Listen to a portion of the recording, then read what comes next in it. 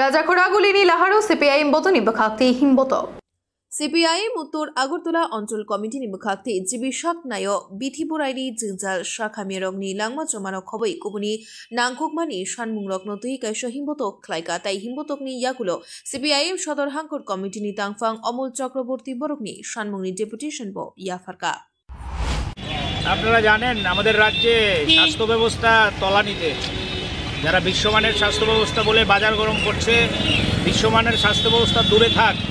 আমাদের রাজ্যে বামফ্রন্ট সরকার থাকার সময় স্বাস্থ্যের যে ফেসিলিটিগুলো ছিল সেই ফেসিলিটিগুলো আজকে কোনো কিছুই মানুষ খুঁজে পাচ্ছে না।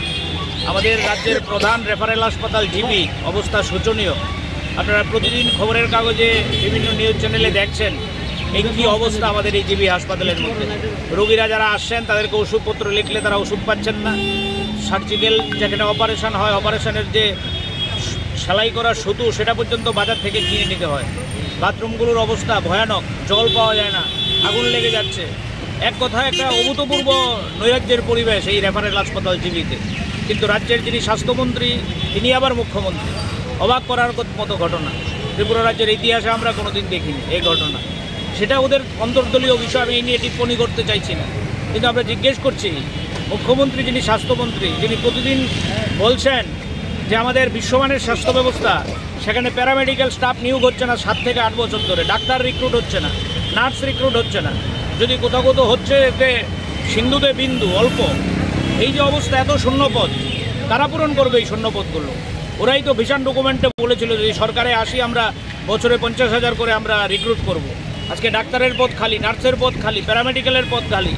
বিভিন্ন যে চতুর্থ শ্রেণী বেসরকারি বিভিন্ন কোম্পানিগুলো দিয়ে তারা হাসপাতাল চালানোর চেষ্টা করছে। খবরের কাগজের মধ্যে আমরা লক্ষ্য করছি ডাক্তারের জায়গায় বসে আছেন সুইপার।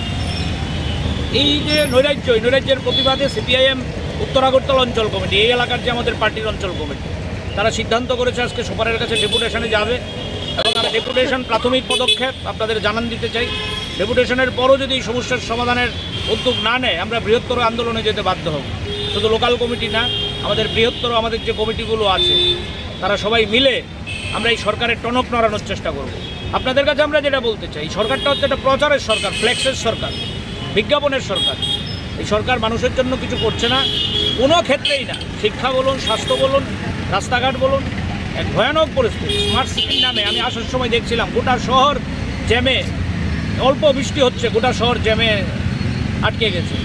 এই যে অচল অবস্থা কাটানোর জন্য তো মানুষকে কাউকে না কাউকে রাস্তায় নামতে হবে।